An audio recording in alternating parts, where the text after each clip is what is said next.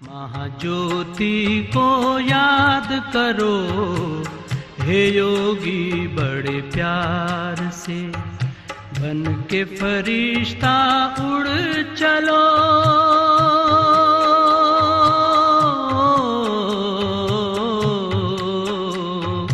बन के फरिश्ता उड़ चलो, हे योगी संसार से, हे योगी संसार।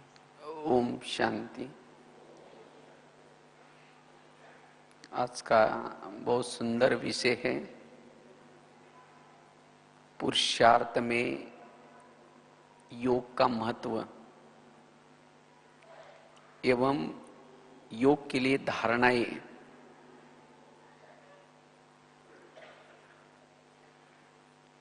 अब हम जानते हैं, हमने तो ज्ञान को तो समझ लिया, लेकिन ज्ञान समझने के बाद जो ज्ञान हम सुनते हैं उसको हमें अपने जीवन में धारण करना है। वो ज्ञान हमारे व्यवहार से दिखाई पड़े, इसके लिए चाहिए योग बल। क्योंकि योग से ही हमारा मनोबल मजबूत होता है, आत्मबल मजबूत होता है। अगर हमारे जीवन में ज्ञान है, समझ है, लेकिन अगर योग बल नहीं है तो ज्ञान होने के बावजूद भी हम प्रभु मिलन से वंचित रहेंगे।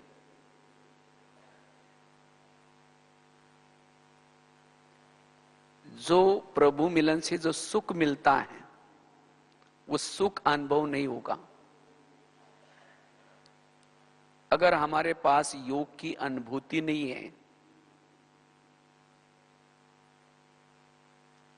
तो जीवन में गुणों की भी कमी रहेगी, शक्तियों की भी कमी होगी, और जिसके कारण जीवन में विभिन्न प्रकार की समस्या,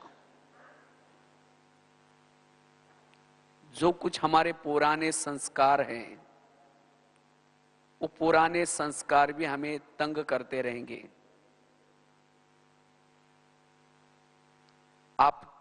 आपसी जो संस्कार है, आपसी संस्कारों में भी टकराव होता रहेगा। और जब हमारा ऐसा होता है तो हमारा टाइम वेस्ट हो जाता है। मन में निगेटिव विचार चलते रहेंगे, ये ऐसा क्यों होता है, ये मेरे साथ ऐसा क्यों करता है, जिसे अंतर्मुखता भी नहीं रहेगी, और जिससे वायुमंडल पावरफुल बनाने के बजाय और ही वायुमंडल को बिगाड़ने के निमित्त बन जाएंगे। एक दूसरे के अंदर कमी कमजोरी दिखाई पड़ेगी, और फिर ऐसी आत्माओं से किनारा करते रहेंगे, उसे बात नहीं करेंगे, उसका परचिंतन प्रदर्शन करते रहेंगे। तो इस तरह से ब्राह्मण बनने के बाद, ज्ञान मिलने के बाद फिर भी जीवन में विभिन्न प्रकार की समस्या आती रहेंगी, और उस समस्या में फेल होते रहेंगे। और इन सब का कारण क्या है? योग की कमी। तो अगर हम अपने जीवन की सभी समस्या का समाधान करना चाहते हैं, सभी प्रकार की समस्या का समाधान है योग बल, योग की अनुभूति। क्योंकि जब आत्मा को योग का अनुभव होता है तो आत्मा को उसका सुख मिलता है, और जो जिस सुख के कारण आत्मा वैरागी बनती है,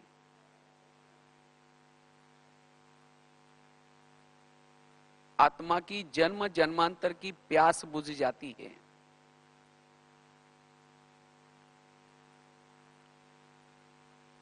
जिसके कारण, योग के कारण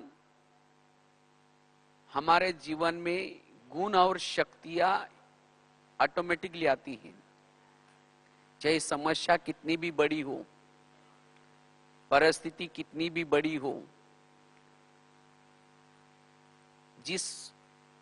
जिनके संबंध संपर्क में रहते हैं, उनके स्वभाव संस्कार कैसे भी हो, लेकिन अगर हमारे पास योग बल है, वो प्रभु मिलन से सुख लिया है, तो ऐसे परिस्थिति में हम एडजस्ट होकर के चलेंगे। उनसे किनारा नहीं करेंगे, लेकिन एडजस्ट होंगे। अगर योग की अनुभूति की है,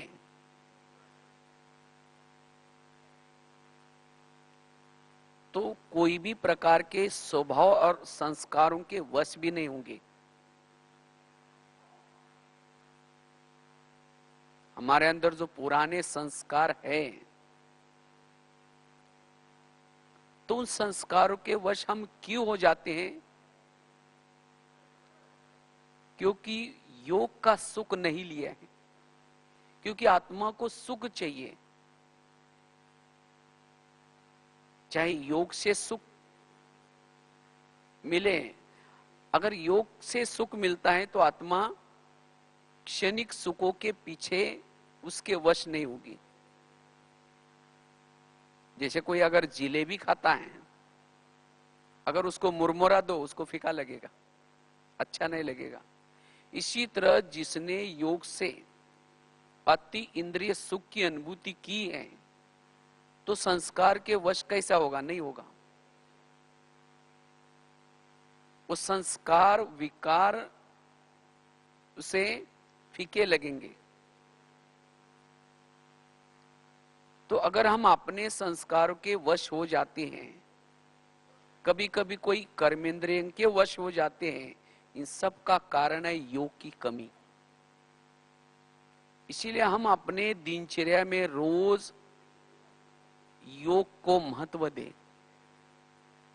और जो आत्मा, ब्राह्मण आत्माएं योग को महत्व देती है, वो जीवन में निर्विघ्न चलती रहेगी। वो गुप्त रूप में वायुमंडल बनाने की सेवा करती रहेगी। वो कर्म योगी बन करके रहेगी। इसलिए वर्तमान समय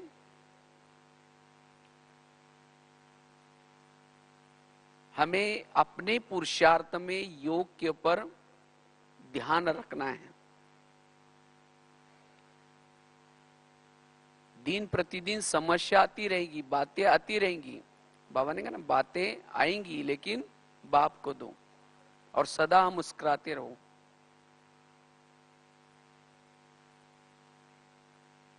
क्योंकि अब सुनने और सुनाने की सेवा कोई सुनेगा नहीं, लेकिन हमारी चेहरे पर मुस्कुराहट देखेगा। अगर हमारे चेहरे में मुस्कुराहट है तो लगेगा इनको कुछ मिला हुआ है। लेकिन वो चेहरे की मुस्कुराहट तब रहेगी जब हमारे जीवन में कोई समस्या नहीं, कोई विघ्न नहीं, मन में कोई हलचल नहीं, वो प्रभु मिलन का अंदर से वो सुख मिल रहा है, तब जाकर के वो चेहरे पर मुस्कुराहट होगी।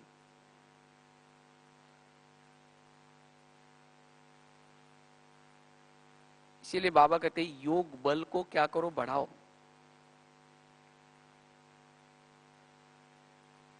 और योग से ही हम वायुमंडल को बहुत अच्छा बना सकते हैं, अपने वृत्ति को परिवर्तन कर सकते हैं। जो हमारी वृत्ति जो निगेटिव बनी है किसी के प्रति, अपने वृत्ति को परिवर्तन कर सकते हैं। इतना ही नहीं, औरों के भी वृत्ति को परिवर्तन कर सकते हैं। क्योंकि योग से जब सुख मिलता है तो दूसरे की कोई भी बातों के व्यवहार से हमें मन में निगेटिव विचार नहीं चलते, और जिसके कारण हमारे अंदर सहन शक्ति आती रहती है, क्षमा भाव, दया भाव, ये गुण आते रहेंगे, और जिसके कारण अन्य आत्मा भी हमारे लिए परिवर्तन हो जाएगी, उसकी वृत्ति भी परिवर्तन हो जाएगी। इसीलिए हमें योग बल को बढ़ाना है, और जितना हम योग बल बढ़ाते हैं, जैसे बाबा ने कहा ना, वायुमंडल बनाओ, क्योंकि अब वायुमंडल को पावरफुल बनाने की सेवा करने की जरूरत है।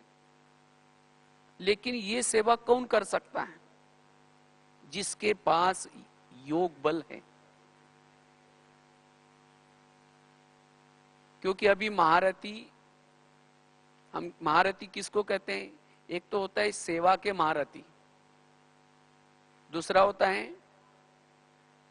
ज्ञान सुनाने वाले महारथी, और तीसरा होता है मनसा सेवा वाले। अभी तो प्रत्यक्ष रूप में कौन है? जो सेवा के फील्ड में है, या फिर जो ज्ञान की अच्छी अच्छी क्लासेस कराते हैं। लेकिन आगे चल करके जो जिन्होंने ज्ञान लिया और उस ज्ञान को धारण कर जिन्होंने योग बल को बढ़ाया, और उसी योग बल के द्वारा अन्य आत्माओं को गुप्त रूप में सहयोग दे रहे हैं, विश्व में वाइब्रेशन फैलाने का सेवा कर रहे हैं, सकाश दे रहे हैं, ऐसी आत्मा प्रत्यक्ष होंगी।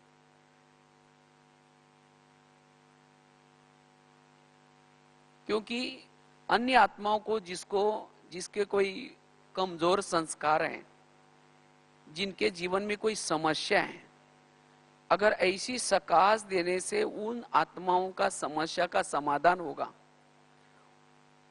उनके संस्कारों के ऊपर जीत प्राप्त करने के लिए उनको मदद मिलेगी। तो जिनको मदद मिलती है, जिससे मदद मिलती है, ऐसी आत्मा को देखने के लिए वो आत्माएं तरसेंगी, उसको ढूंढेंगी।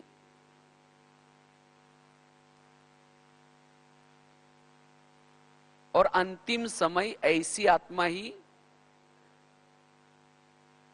उसको अपना पूर्वज मान करके जाएगी, और वही आत्माएं फिर द्वापर युग में उसका भगत बनेगी। इसीलिए बाबा कहते, बच्चे योग बल को बढ़ाओ, और जिससे आप अनेक भक्तों की निर्मिति कर सकते हैं, विश्व की सेवा कर सकते हैं।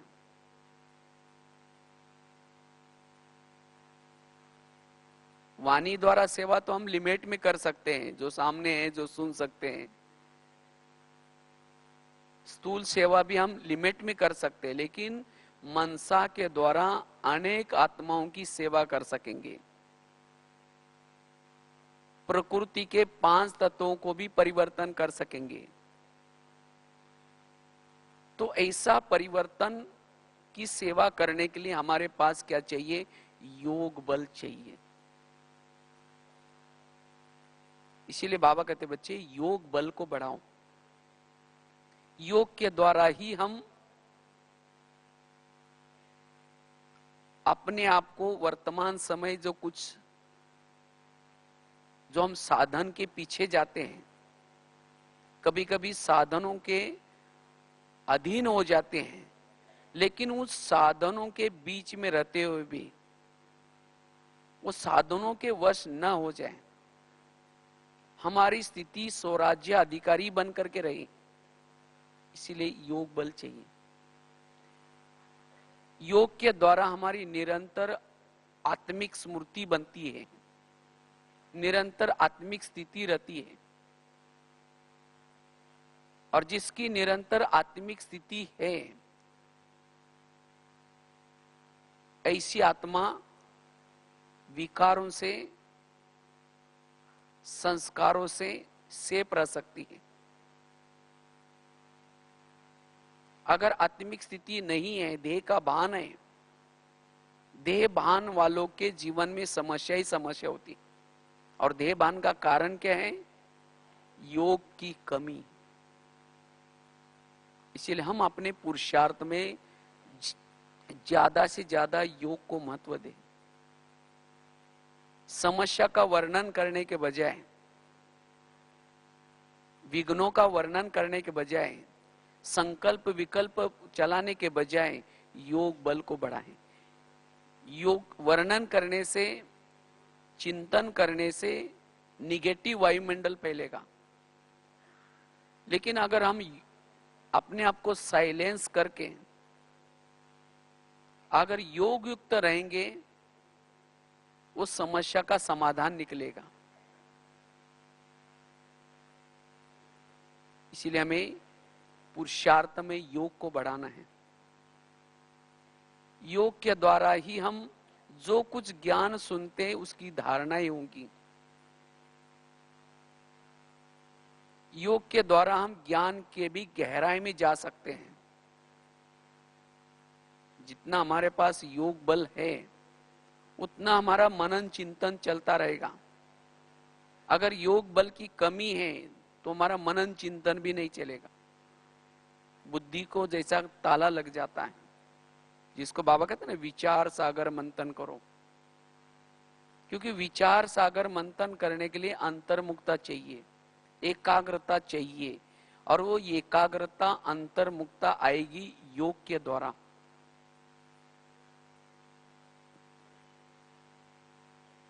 और जो आत्माएं अंतर्मुखी है, एकाग्र है, उसको दूसरों के अंदर कोई भी कमी कमजोरी नजर नहीं आएगी। हर एक के अंदर गुण विशेषता ही नजर आएगी। अगर ब्राह्मण जीवन में कोई समस्या है, किसी के जीवन में कोई विघ्न है, उसका कारण ही है वो आत्मा योग के तरफ ज्यादा ध्यान नहीं दे रहे। उसका योग का सब्जेक्ट कच्चा है। इसीलिए अगर हम ब्राह्मण जीवन की समस्या का समाधान करना है, निर्विघ्न स्थिति बनानी है, तो योग बल को क्या करना है? बढ़ाना है। तो हमारा योग बल बढ़ता जाए, या योग का विषय हमारा अच्छा बने, उसके लिए कुछ बातों की धारणा जरूरी है। अगर हम चाहे योग बल को बढ़ाना है, योग की अनुभूति करनी है, वैसे तो सभी चाहते भी हैं कि हम योग की अनुभूति करें,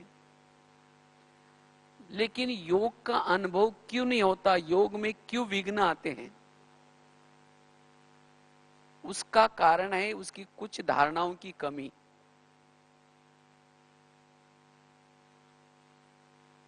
तो अगर हमें योग को बढ़ाना है, उसके लिए सबसे पहली बात है हम व्यर्थ संकल्प से स्वयं को मुक्त करें।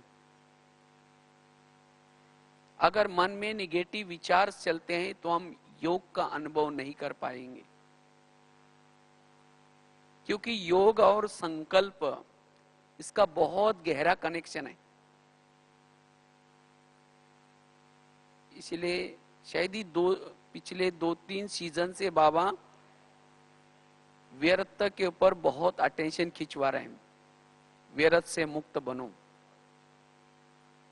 क्योंकि जिसके संकल्प समर्थ हैं, समर्थ संकल्प वाला ही ऊपर जा सकता है, परम धाम में जा सकता है। अगर संकल्प निगेटिव है, संकल्प कमजोर है, वो आत्मा परम धाम में बाबा के पास जा नहीं सकती, वहां टिक नहीं सकती। और जिसके संकल्प निगेटिव व्यर्थ है, उसका मनोबल कमजोर होगा, आत्मबल कमजोर होगा। व्यर्थ संकल्प चलने से संकल्प पर कंट्रोल नहीं होगा, संकल्प की स्पीड बड़ी तेज होगी। और जिसके संकल्प में स्पीड तेज है, वो आत्मा अनुभूति नहीं कर पाता। और जो स्वयं आत्मा अनुभूति में नहीं है, वो प्रभु का आनंद, प्रभु मिलन का आनंद भी नहीं ले सकता। इसीलिए अगर योग की अनुभूति करनी है, व्यर्थ संकल्प से मुक्त, ये जो हमें रोज की मुरली मिलती है, विभिन्न प्रकार के क्लासेस मिलते हैं, ये सब किसी लिए मिलते हैं? हमारे जीवन में जो भी कुछ समस्या है, हमारे जीवन में जो कुछ विघ्न है, उस समस्याओं का समाधान करने के लिए विभिन्न प्रकार के पॉइंट्स मिलते हैं। तो जिसने इस ज्ञान को अच्छी तरह समझ लिया, मुरली को अच्छी तरह समझ लिया, वो व्यर्थ से मुक्त होगा। अगर इतना सारा ज्ञान मेरे जीवन में है, मैं कभी भी मुरली मिस नहीं करता हूं, सबके क्लास सुनता हूं, रिजल्ट में मेरे जीवन में कोई भी प्रकार के व्यर्थ संकल्प नहीं होना चाहिए। अगर व्यर्थ संकल्प है, इसका मतलब उस ज्ञान को मैंने समझा ही नहीं, ड्रामा को समझा ही नहीं, कर्म गति को समझा ही नहीं, हर एक का पार्ट अपना अपना ये समझा ही नहीं। अगर ये नहीं समझेंगे तो संकल्प चलते रहेंगे। योग में बैठे हैं, लाल लाइट चल रहा है, गीत बज रहा है, तो भी संकल्प निगेटिव चलेंगे। अगर संकल्प निगेटिव चलेंगे तो योग का अनुभव कैसा होगा? कर्म योगी कैसे बन सकेंगे? इसीलिए अगर योग को बढ़ाना है, योग बल जमा करना है, व्यर्थ संकल्प से मुक्त बनना। जितना व्यर्थ संकल्प से मुक्त बनेंगे, योग का बहुत अच्छा अनुभव हम कर सकते हैं, कर्म योगी की स्थिति बना सकते हैं, स्वयं का आत्मबल बढ़ा सकेंगे। इसलिए चेक करना है मेरे संकल्प किस क्वालिटी के चलते हैं।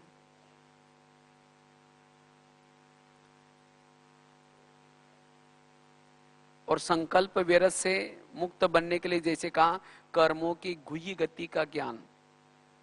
क्योंकि मेरे संपर्क में जो भी कुछ लोग आते हैं, चाहे घर में, चाहे ऑफिस में, चाहे आसपास में, ये सब कौन है? पिछले जन्मों के हिसाब किताब को चुक्त करने वाले लोग हैं।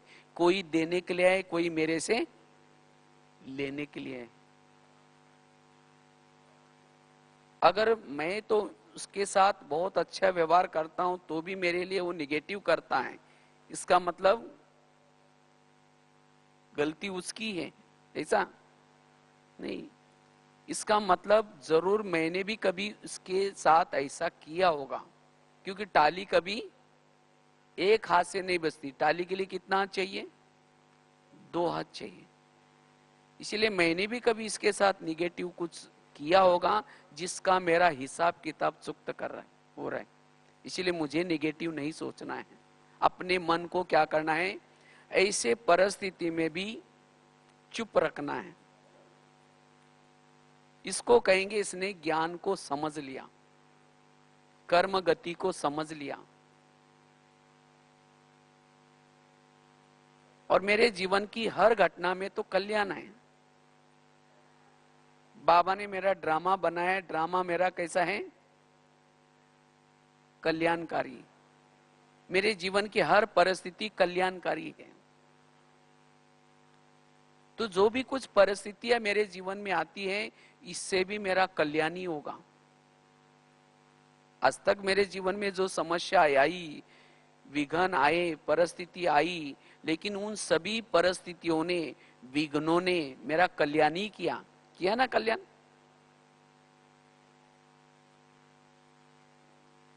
अगर वो विघ्न या परिस्थितियां न आती तो यहां कैसे आते? इसीलिए मुझे कोई विघ्न आता है, कोई समस्या आता है, तो उसके बारे में निगेटिव नहीं सोचना है। अगर निगेटिव सोचेंगे, व्यर्थ संकल्प करेंगे, तो जो हमने कुछ प्राप्त किया है वो भी खत्म हो जाएगा, सहन शक्ति खत्म हो जाएगी, वायुमंडल खराब हो जाएगा। इसीलिए हमें जीवन की समस्याओं का समाधान करना है, और इसके लिए ये ज्ञान के विभिन्न पॉइंट्स का हमें जिस समय जैसी परिस्थिति आते हैं उसी समय वो पॉइंट्स याद करके अपने मन को निरसंकल्प रखना है, व्यर्थ से मुक्त रखना है, मन को एकाग्र रखना है। और ऐसा जिसका मन सारा दिन एकाग्र रहता है, अंतर्मुखी रहता है, वही वायुमंडल को अच्छा बना सकता है, वही कर्म योगी की स्थिति में रह सकता है, वही अंतर्मुक्ता को बना करके रख सकता है। इसलिए व्यर्थ संकल्प से मुक्त बनने की बहुत आवश्यकता है। जितना हम व्यर्थ संकल्प से मुक्त बनेंगे उतना उतना दिन प्रतिदिन आप कर्म योगी की अवस्था को बना सकेंगे। लाइट हाउस माइट हाउस बनते रहेंगे, सहज अशरीरी विधेय स्थिति का अनुभव करते रहेंगे, प्रभु मिलन का अनुभव करते रहेंगे। इसलिए व्यर्थ संकल्प से मुक्त। दूसरी बात है, अगर हमें योग को बढ़ाना है, योग की अनुभूति करनी है, उसके लिए श्रीमत का पालन, जितना हम अपने पुरुषार्थ में श्रीमत का पालन करते हैं उतना हम योग बल को बढ़ा सकेंगे।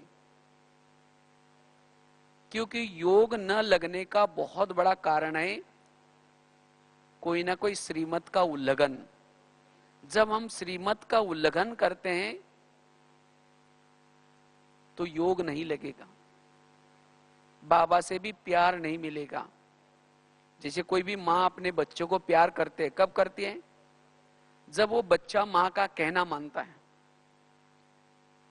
अगर माँ का कहना नहीं मानेगा तो माँ उसको प्यार नहीं करेगी, उसको सवेरे जल्दी उठाती है और कई बातें सुनाते हैं, बेटा आज कपड़े गंदे नहीं करना, किसी के साथ लड़ना झगड़ना नहीं,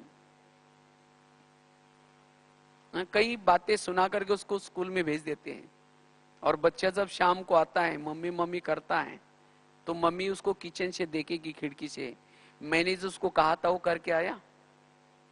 अगर नहीं करके आया तो कहेंगे तुम चिल्लाते रहो, मैं यहीं ठीक हूं, उसके पास नहीं जाएगी। अच्छा जाएगी, जा करके 2 थप्पड़ लगा देगी, प्यार नहीं करेगी। तो उस बच्चे को प्यार कब मिलेगा? जब वो बच्चा माँ का कहना मानेगा। अगर कहना मानेंगे तो जाएगी, उसको गोदी में बिठाएगी, खिलाएगी, प्यार करेगी। इसी तरह बाबा भी हमारी कौन है? मम्मी है। वो रोज सवेरे सवेरे हमें फरिश्ता का ड्रेस पहनाती है और हमें रोज मुरली के माध्यम से डायरेक्शन देते हैं। आज पर चिंतन नहीं करना, किसी की कमजोरी नहीं देखना, आत्मा में नहीं बनना, कितनी सारी बातें हमें डायरेक्शन। मुरली और कुछ नहीं, मुरली को 2 कॉलम में लिखो, मम्मी ने क्या करने के लिए बोला, और दूसरे कॉलम में लिखो मम्मी ने क्या मना किया। जो मना किया उसको न करना और जो करने के लिए बोला उसको करना, इसको कहेंगे ज्ञान। तो जितना हम बाबा ने जो कहा है वो करके आएंगे, योग में जब बैठेंगे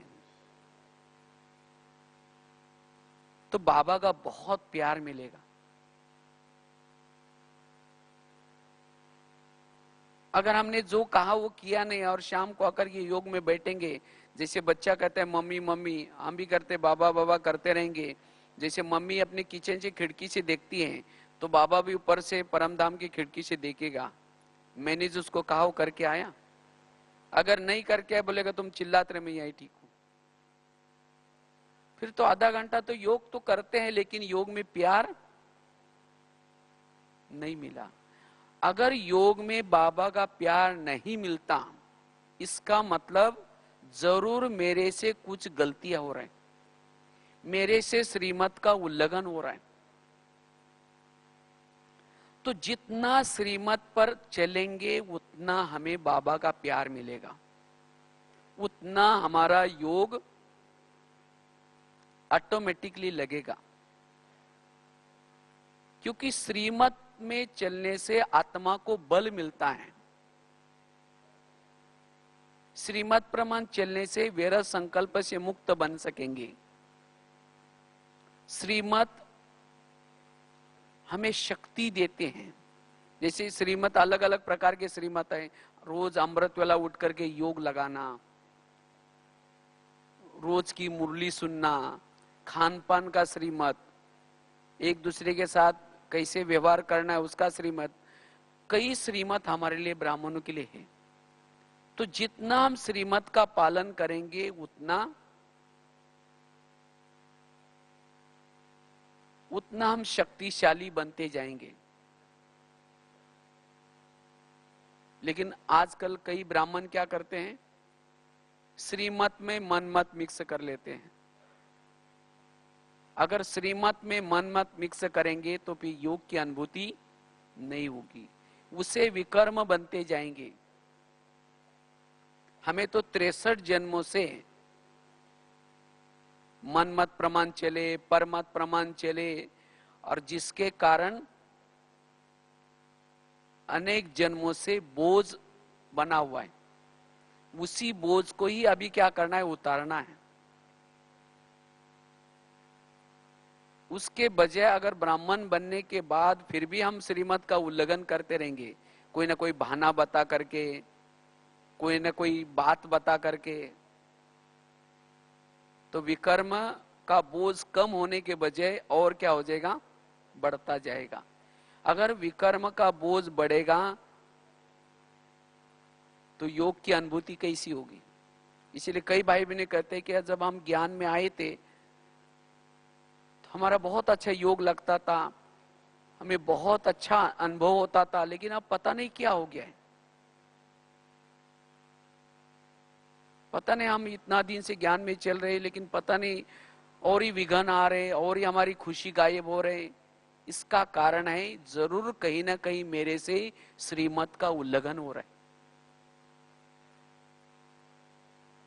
इसीलिए जितना हम श्रीमत प्रमाण चलते रहेंगे उतना हम योग का अनुभव कर सकेंगे, अपने आप को शक्तिशाली बना सकेंगे।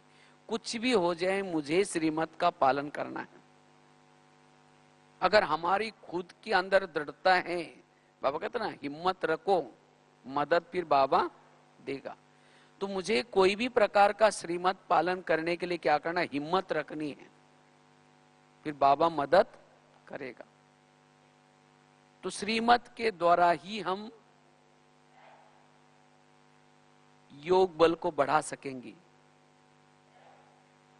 तीसरी चीज है, अगर हमें योग की अनुभूति करनी है उसके लिए योग को भी हमें समझने की जरूरत है। योग को यथार्थ समझना है। अगर योग करते समय हम योग को यथार्थ समझेंगे नहीं तो फिर योग लगेगा कैसा, योग बल कैसा बढ़ेगा। अगर मेरे पास ही योग बल नहीं है तो वायुमंडल को बनाने की हम सेवा कैसे कर सकेंगे। इसीलिए योग को हमें क्या करना है, यथार्थ समझना है। यथार्थ योग, यथार्थ योग अर्थात जिसको बाबा कहते हैं विधि पूर्वक योग। जब विधि से करेंगे तब ही सिद्धि मिलेगी। अगर रोज हम नियम अनुसार योग में बैठ तो जाते हैं, अमृत वेला करते हैं, क्लास के पहले आकर के योग करते हैं, लेकिन तो भी अनुभव नहीं है। जैसे कल की भी बाबा की संडे की मुरली थी ना, अब अनुभव की क्या बनो, अथॉरिटी बनो। क्योंकि अनुभव वाली आत्मा कभी भी हलचल में नहीं आएगी।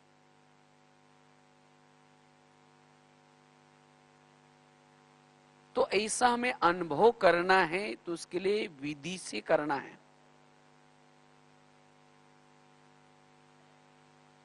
और योग की यथार्थ विधि है मन को समझना और बुद्धि को समझना।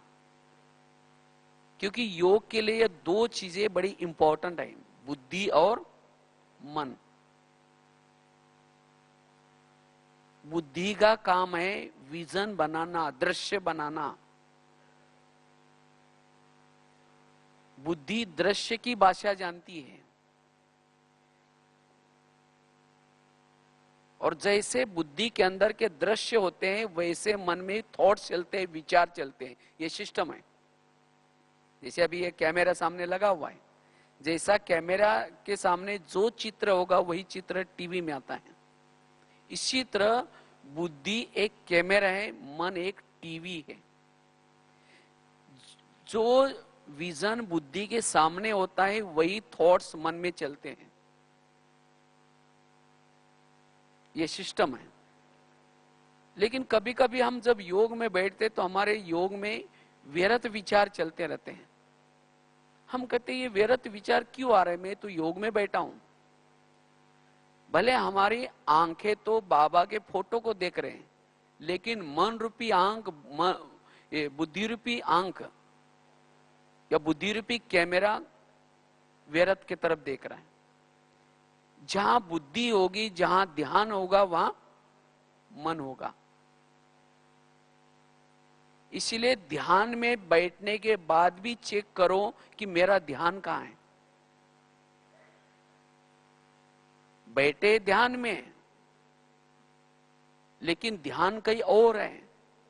और कैसे पता चलेगा वो? मेरे मन के थॉट्स कहां है वो चेक करो।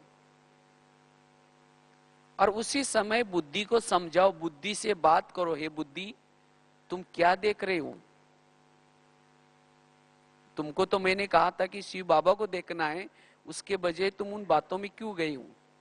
तो बुद्धि को निकाल करके बाबा के ऊपर लगा दो, बाबा के साथ लगा दो। माया क्या करते हैं, बुद्धि के सामने सारा दिन जो देखा, जो विघन आए, जो समस्या आई, उसके तरफ बुद्धि लेके जाएगी। लेकिन आपको क्या करना है, उस बुद्धि को बार बार बाबा के तरफ लगाना है। इसीलिए बाबा कहते नहीं, योग एक प्रकार का युद्ध है।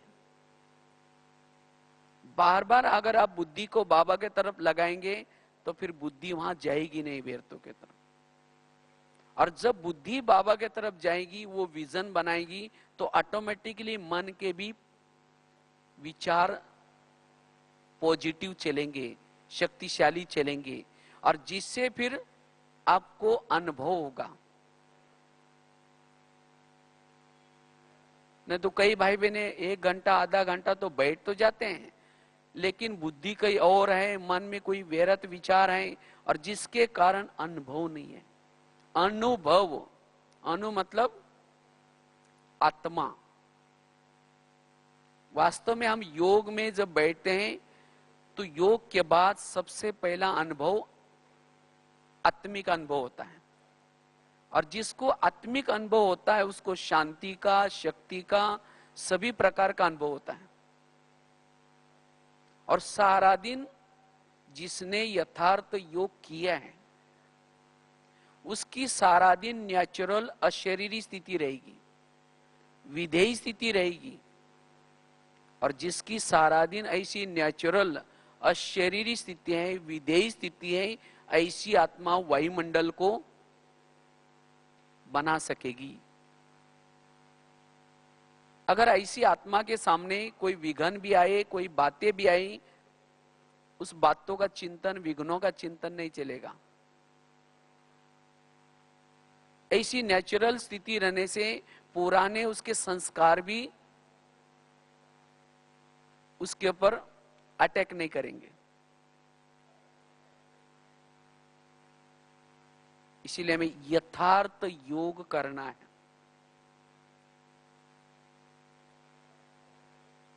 यथार्थ योग से ही हम कर्म योगी बन सकते हैं। यथार्थ योग से ही नेचुरल योगी बन सकते हैं। इसीलिए चेक करना है कि मेरी बुद्धि कहां है, मेरा मन कहां है। इसलिए अपने आप से बातें करो, अपने आप से अर्थात अपने बुद्धि से बातें करो। जब आप योग लगाने के लिए आ रहे हैं उसी समय अपने बुद्धि से बातें करो, हे बुद्धि अब आधा घंटा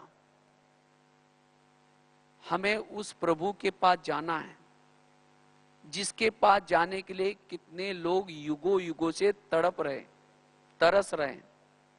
और हे बुद्धि तुमको वहां आधा घंटे का चांस मिलेगा, लेकिन हे बुद्धि उसी समय तुम कहीं भी इधर उधर नहीं जाना। देखो ये प्रभु के पास जाने से कितना तुम्हें सुख मिलेगा, कितनी शक्ति मिलेगी। तो इसी तरह अपने आप को तैयार करके आकर के यहाँ बैठना है, और बैठने के बाद बुद्धि रूपी कैमरा पहले सेट कर दो। कहाँ जाना है? अव्यक्त वतन में जाना है, तो अव्यक्त वतन के दृश्य देखना शुरू करो। वो अव्यक्त वतन का दृश्य, और वहां ब्रह्मा बाबा अव्यक्त रूप में है, और ब्रह्मा बाबा के तन में शिव बाबा, मैं उसको देख रहा हूं।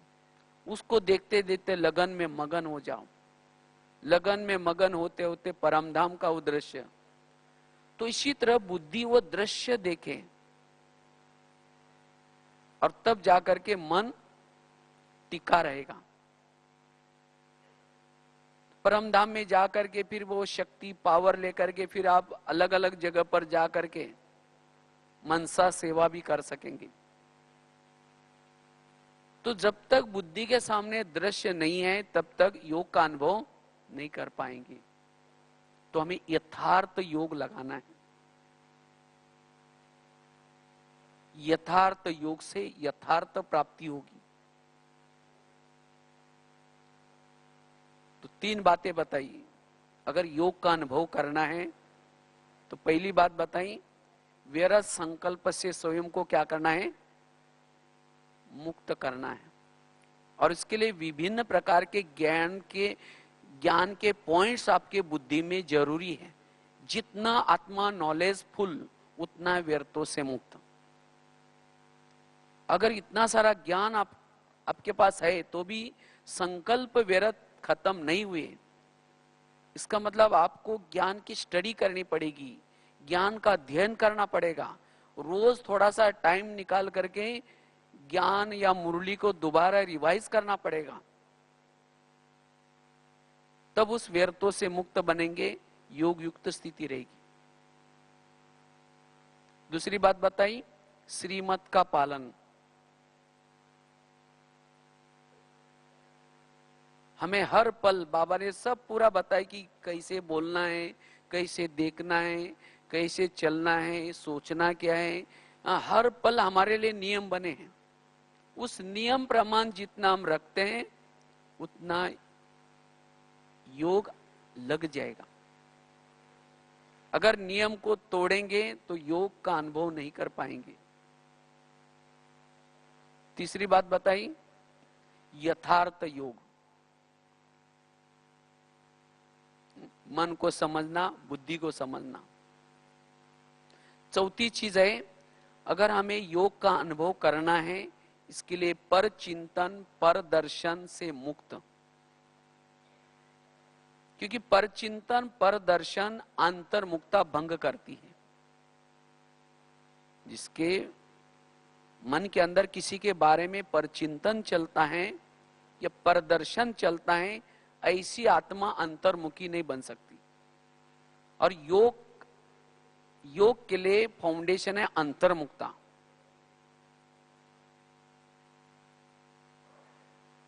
इसीलिए बाबा कभी कभी मुरलियों के अंदर कभी कभी धारणा की मुरली चलाते हैं। बाबा कहते हैं ना, बच्चे झगमुई झगमुई नहीं करो, कुसंग से स्वयं को बचाओ।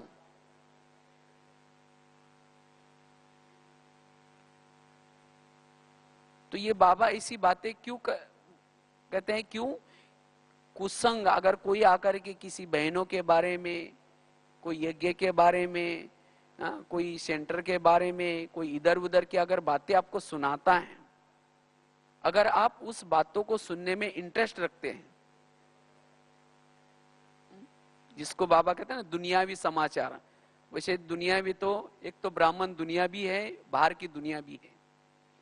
तो जो मेरे काम के नहीं है वो समाचार मुझे नहीं सुनना है। अगर सुनेंगे आपकी वृत्ति निगेटिव बन जाएगी, आपकी भावनाएं निगेटिव बन जाएगी। और भावना और योग इसका बहुत गहरा कनेक्शन है। जितनी आपकी भावना यज्ञ के लिए, सेंटर के लिए, भाई बहनों के लिए, जितनी भावना ऊंची उतना योग ऊंचा। इसीलिए कई कहते हैं ना, हम जब पहले यहां आए थे हमारा योग बड़ा अच्छा लगता था, लेकिन अब पता नहीं क्या हो गया। ये क्या हो गया, इसका कारण है परचिंतन परदर्शन। जब हम यहां आए थे तो हमारी मधुबन के लिए, सेंटर के लिए, भाई बहनों के लिए, हर एक के लिए भावना ऊंची थी, क्योंकि हम उनके गुण देखते थे।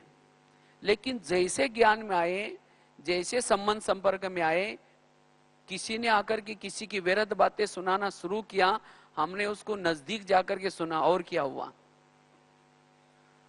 और क्या हुआ। और ऐसी व्यर्थ बातें सुनने से हमारे संकल्प बार बार निगेटिव चले और भावना बिगड़ गई। और भावना बिगड़ी तो योग भी कम हो गया। इसीलिए हमें ऐसी बातें नहीं सुननी है, पर चिंतन पर दर्शन से मुक्त बनना है।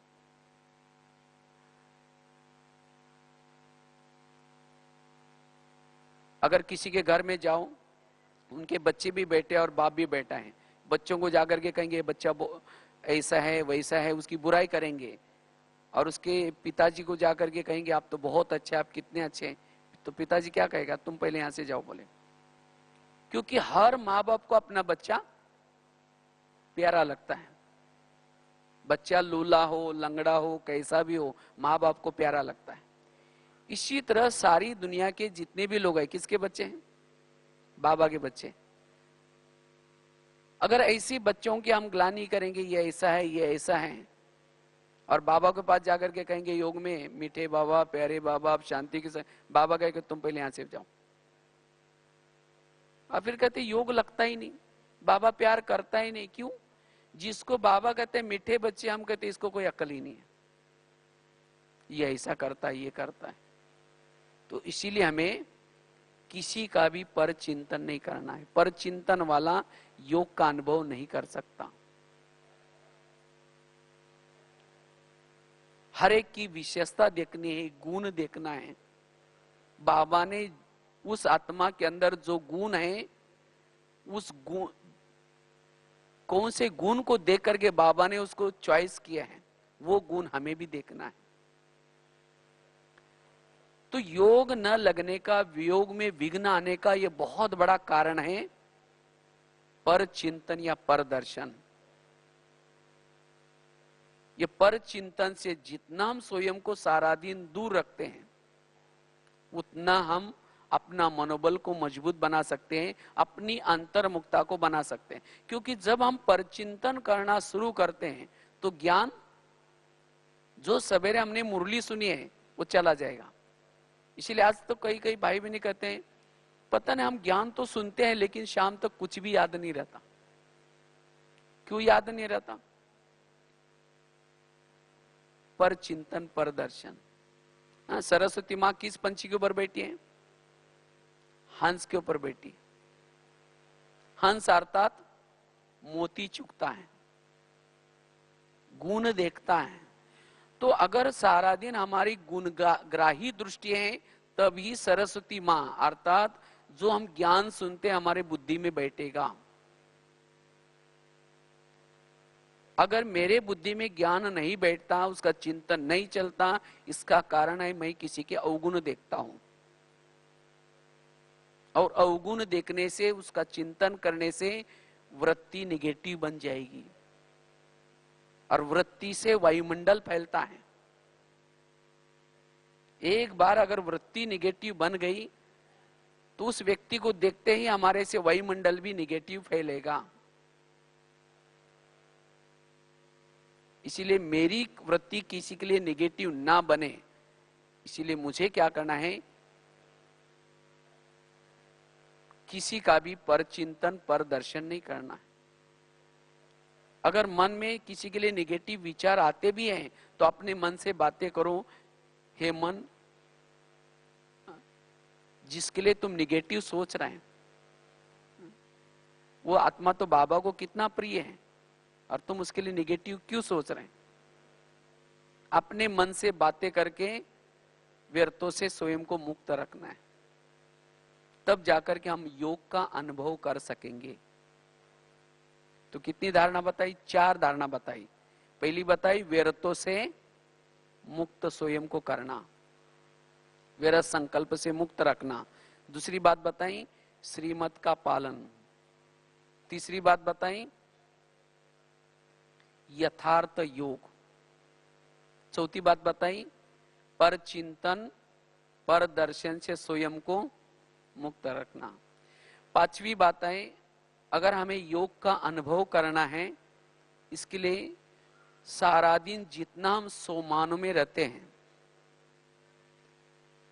जितना हम सोमान में रहते हैं उतना हमारी आंतरिक शक्तियां जागृत होती हैं। सोमान से योग हमारा बहुत अच्छा लगेगा, क्योंकि सोमान अर्थात शुद्ध संकल्प, पॉजिटिव संकल्प।